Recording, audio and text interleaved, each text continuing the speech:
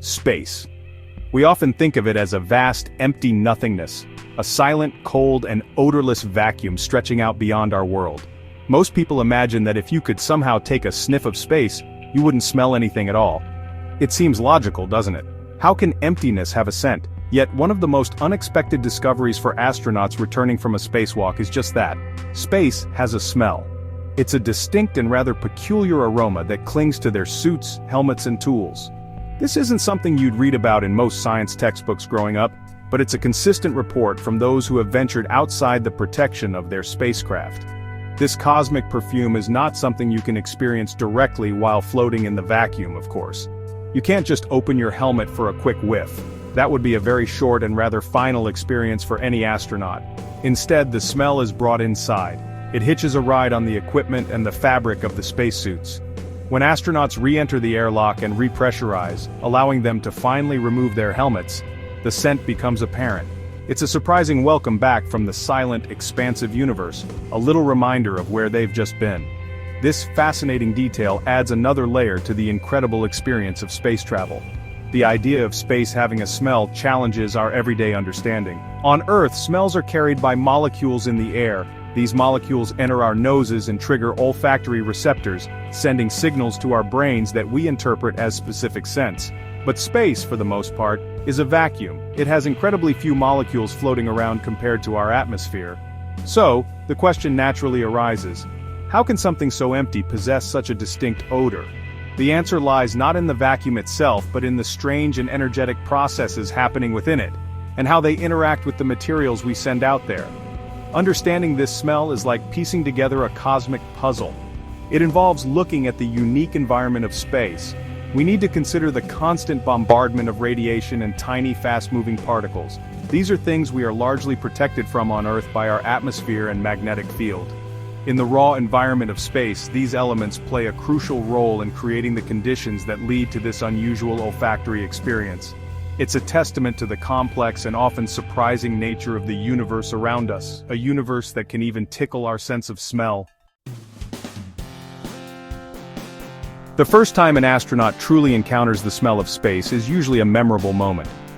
Imagine spending hours outside the International Space Station performing intricate tasks in the bulky, life-sustaining cocoon of a spacesuit. You are surrounded by the blackness of space, the brilliant sun, and the stunning vista of Earth below. Then, you re-enter the airlock. The pumps whir, bringing the pressure back to a breathable level. Finally, the moment comes to remove your helmet. It is then, in that confined space, that the aroma makes its presence known. It's often described as a striking and immediate sensation. This isn't a faint, barely detectable scent. Astronauts report it as being quite strong and distinctive. It's the smell of the void, carried in on the very equipment that protected them from it. The airlock, a small chamber bridging the gap between the inside of the station and the vacuum outside, becomes a sort of olfactory antechamber. Here, the sense of space, mingled with the normal smells of the station and the astronauts' own exertions, create a unique blend. But the extraterrestrial component is often strong enough to stand out clearly. It's a smell that veterans of spacewalks come to expect. The scent doesn't just linger on the suit, it can permeate the airlock itself for a short while. Tools that have been exposed to the vacuum also carry this peculiar odor. Think of a hammer or a wrench that has been outside. When brought back in, it too will release this scent into the air of the airlock. This suggests that the source of the smell isn't just one thing, but rather a reaction or a residue that coats surfaces exposed to the harsh environment beyond the station's walls. It's a tangible, or rather smellable, piece of evidence of their journey outside. For rookie astronauts experiencing their first spacewalk, this smell can be particularly surprising. They have trained for years, learning about the physics, the procedures, and the dangers of space. But the smell is rarely part of the pre-flight briefing in great detail. It's one of those experiential details that you truly have to be there to understand. It serves as an immediate sensory confirmation that they have indeed been in an environment utterly alien to anything on Earth. The airlock aroma is their first real sniff of the cosmos, a welcome back tinged with the exotic. So what exactly is this intriguing smell that astronauts report? The descriptions are quite consistent, though they use a variety of comparisons to familiar earthly odors. One of the most common descriptions is that of seared steak or hot metal. Astronaut Don Pettit, who has completed multiple spacewalks, famously described it as a rather pleasant metallic sensation, like sweet-smelling welding fumes. This comparison to hot metal is echoed by many others. It's not a raw, cold metallic smell, but rather one associated with metal that has been heated to a high temperature, perhaps by a welder's torch. Another frequent comparison is to burnt or fried smells. Some astronauts have likened it to the smell of a spent gunpowder or the aftermath of firing a cap gun. Astronaut Thomas Jones mentioned a distinct odor of ozone, a faint, acrid smell. This acrid, sharp quality seems to be a common thread in many of the descriptions. It suggests something that has undergone a rapid, high-energy chemical change, much like burning. The seared steak analogy fits into this category as well, evoking the smell of meat cooked at high heat, creating those characteristic Maillard reaction aromas we associate with barbecues. It's important to note that these are analogies. Astronauts are trying to describe an alien scent using familiar reference points. The smell isn't actually steak or gunpowder, but those are the closest things in their sensory memory bank. This is how our brains work when confronted with new smells. We try to categorize them based on past experiences. The fact that so many astronauts from different missions and different eras converge on similar descriptions. Hot metal, welding fumes, burnt steak, gunpowder, strongly suggests there's a real, consistent chemical basis to the smell. This collection of descriptions paints a picture of a scent that is sharp, perhaps a little bit sulfurous, and definitely related to high-energy processes. It's not the gentle fragrance of flowers or the damp smell of earth after rain. It's a more industrial, almost elemental smell. It speaks of power, of reactions occurring on an atomic level. The consistency of these reports, from NASA astronauts to Russian cosmonauts, underscores the universality of this phenomenon for anyone who ventures out into the vacuum and returns. It's a shared sensory experience of the final frontier. It might seem like a contradiction. How can a vacuum, which is defined by its lack of matter, have a smell? If you were to simply open a jar in space, it wouldn't fill up with a scent, because there's no atmosphere to carry odor molecules in the traditional sense. You can't smell space in space. If you took your helmet off, the lack of air and pressure would be the immediate fatal problem, long before you could register any scent. The smell of space is something that becomes apparent only when astronauts return to an environment with air. The key is that the smell isn't floating freely in the vacuum like a perfume in a room. Instead, it's about what happens to the surfaces of spacesuits, tools, and the spacecraft itself when they are exposed to the raw space environment. Tiny particles and reactive substances present in space, even in very low concentrations, can cling to these surfaces. Or more likely, these energetic particles and radiation can cause chemical reactions on these surfaces.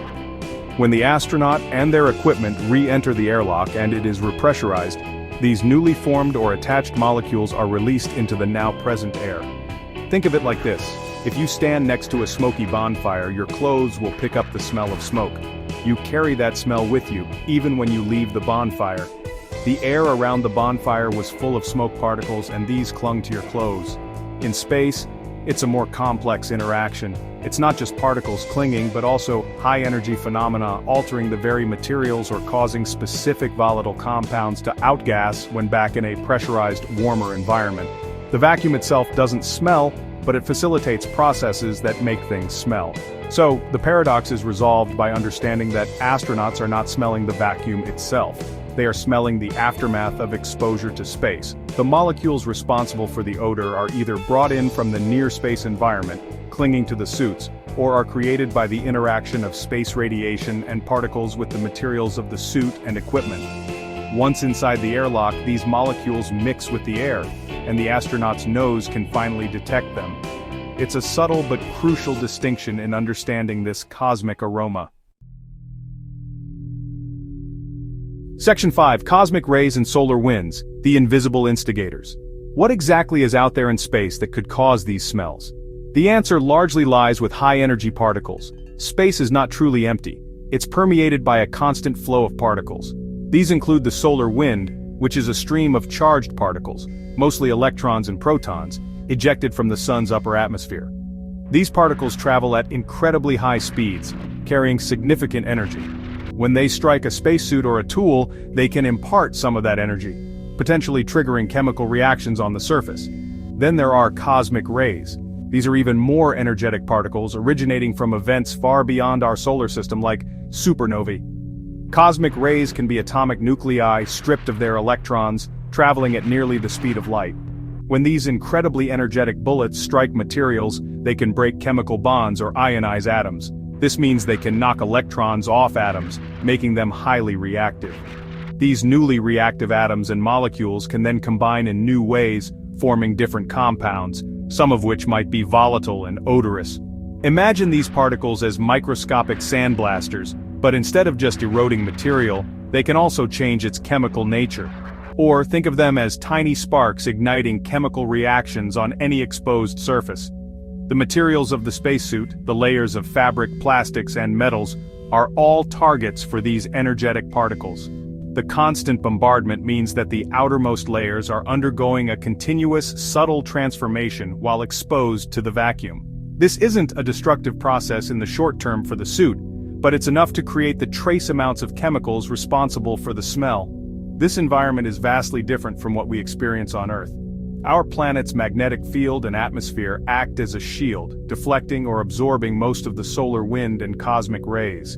Astronauts in orbit, especially during a spacewalk, are much more exposed. This direct interaction with high-energy particles is a key reason why materials behave differently and acquire these unusual scents. The hot metal or burnt smells are likely the olfactory signature of these high-energy interactions with the materials of the suit and equipment. Section 6. The chemistry of space polycyclic aromatic hydrocarbons. One group of chemical compounds often implicated in the smell of space, particularly the burnt or seared steak aspect, are polycyclic aromatic hydrocarbons, or PAHs. These are complex molecules made up of carbon and hydrogen atoms, forming multiple linked benzene rings. On Earth, PAHs are commonly formed during the incomplete combustion of organic materials. You find them in grilled food, in smoke from burning wood or coal, in car exhaust fumes, and even in interstellar dust clouds. Their presence throughout the universe is well documented by astronomers. The connection to the smell of space is quite direct. When astronauts describe a smell like seared steak or welding fumes, they are describing scents that often involve PAHs. The high-energy processes in space, such as the impact of ultraviolet radiation and cosmic rays on materials containing carbon, could potentially lead to the formation or release of PAHs on the surface of spacesuits or equipment. These PAHs, being relatively stable molecules, could then cling to the suit and be brought into the airlock. Once warmed and in an atmosphere, they could volatilize, releasing their characteristic odor. It's fascinating to think that the same types of molecules that give a barbecue its distinctive aroma might also be responsible for the smell of space. PAHs are quite common in the cosmos. They've been found in meteorites and are believed to be abundant in nebulae and the interstellar medium. It's possible that very fine dust particles containing PAHs originating from comets or asteroids could also accumulate on spacesuits. When these particles are brought inside and warmed, the PAHs could be released, contributing to the overall scent profile experienced by the astronauts. So, while the seared steak smell might sound surprising for space, there's a plausible chemical basis for it. These PAHs are a natural byproduct of energetic processes involving carbon-based matter, both on Earth and in the vastness of space. The conditions outside a spacecraft, with radiation, energetic particles and potential trace organic compounds on suit materials or from micrometeoroid dust, provide a potential laboratory for their formation or deposition. This makes the smell a tiny chemical echo of cosmic processes. Section 7. Atomic oxygen, a reactive element's role. Another significant player in the chemistry of low Earth orbit where the International Space Station resides is atomic oxygen. At higher altitudes in Earth's atmosphere, ultraviolet radiation from the sun is strong enough to break apart normal oxygen molecules, O2, into individual highly reactive oxygen atoms, O. This atomic oxygen is very different from the stable O2 we breathe. It is extremely eager to react with almost anything it encounters, a process known as oxidation. For materials on the outside of a spacecraft, this can be a major concern. When astronauts are on a spacewalk, their suits and equipment are exposed to this highly corrosive atomic oxygen. It can react with the surfaces of metals, plastics, and fabrics. These reactions can produce volatile organic compounds or other odorous substances. For example, If atomic oxygen reacts with silicone-based materials on the suit, it could produce various smelly silicon compounds. Similarly, reactions with metals could create a fine layer of metal oxides, which might contribute to the hot metal or welding fumes smell, especially if small particles are dislodged and brought inside. The acrid or ozone-like component of the smell that some astronauts report could also be linked to atomic oxygen or its byproducts. Ozone, O3, itself has a sharp, distinct smell that we sometimes notice after a thunderstorm. While the smell of space isn't necessarily pure ozone, the highly oxidative environment created by atomic oxygen could certainly lead to the formation of compounds with similar sharp, pungent odors. It's a very aggressive chemical environment, constantly attacking the surfaces of anything orbiting within it. Therefore, the smell of space is likely not due to a single chemical, but a complex cocktail of different substances. Atomic oxygen's reactivity adds another layer to this complexity. It works in concert with the high-energy particles and UV radiation, breaking down materials and promoting new chemical formations directly on the surfaces of spacesuits and tools. This constant chemical weathering in low Earth orbit is a powerful force, and the smell is one of its most noticeable sensory byproducts for astronauts returning from the vacuum. Section 8. Bringing the outside in a spacesuit souvenir. The journey of the space smell from the void to an astronaut's nose is a fascinating process of transfer. As established, the vacuum itself cannot be directly sniffed. The scent molecules, whether they are PAHs, products of atomic oxygen reactions, or other compounds formed by particle bombardment, must hitch a ride. The primary vehicle for this transfer is the spacesuit. After hours spent working outside, the outer layers of the suit become impregnated with these trace chemicals or coated with fine, altered dust. When the astronaut returns to the airlock and the airlock is repressurized, the change in environment plays a crucial role. The pressure and temperature inside the airlock are, of course, much more like Earth conditions than the vacuum of space. This change can cause the volatile compounds trapped in the fabric or on the surface of the suit to outgas, meaning they turn into a gas and are released into the air. It's similar to how a new carpet or car interior releases chemical smells, especially when new or warmed up. The suit essentially exhales the scent of space. Astronauts have noted that the smell is strongest immediately after opening their helmets in the airlock. It tends to dissipate over time as the air circulates and is filtered, or as the volatile compounds are fully released from the suit. Some have even reported that they can smell it on their skin or hair after removing the suit, suggesting a very fine particulate matter or easily transferable oils might be involved. This makes the smell a very personal and immediate souvenir from their journey into the cosmos, carried directly on their person. This mechanism also explains why the smell isn't generally present inside the main living quarters of the space station. The air filtration systems are very efficient, and the suits are typically stowed or cleaned in a way that prevents widespread contamination. The primary encounter zone for this unique aroma remains the airlock and the suits themselves right after a spacewalk. It's a fleeting yet powerful reminder of the alien environment just beyond the station's hull, brought inside by the very gear designed to protect them from it. Section 9. The lingering mystery, why space smells cooked. In summary, the intriguing smell of space, often described as seared steak, hot metal, or welding fumes, is a genuine phenomenon reported by numerous astronauts. It's not the vacuum itself that carries an odor, but rather the result of complex interactions between the harsh space environment and the materials of spacesuits and equipment. When astronauts return from a spacewalk and repressurize the airlock, these accumulated or newly formed compounds are released, allowing them to be smelled for the first time. It's a scent souvenir from the final frontier. The primary culprits behind this cosmic aroma are believed to be high-energy particles from the sun and deep space, such as those in the solar wind and cosmic rays. These particles bombard surfaces, potentially creating new volatile compounds or altering existing ones. Another significant factor, particularly in low Earth orbit, is highly reactive atomic oxygen, which can oxidize materials on the suit. The resulting chemical cocktail can include substances like polycyclic aromatic hydrocarbons, PAHs, known for their association with burnt or grilled smells on Earth. Astronaut Don Pettit once said, "The best description I can come up with is metallic, a rather pleasant sweet metallic sensation." This, along with descriptions like burnt cookies or spent gunpowder, points towards high-energy chemical reactions. It's as if the very fabric of space, or at least the things within it, are being subtly cooked or transformed by the intense radiation and particle flux.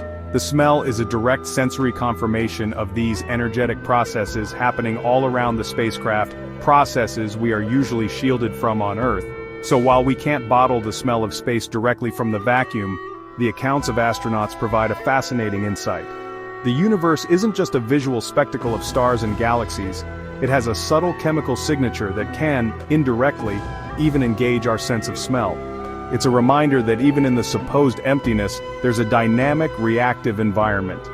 The next time you sear a steak, or smell the metallic tang of welding, you might just be getting a tiny whiff of something akin to the scent of the cosmos.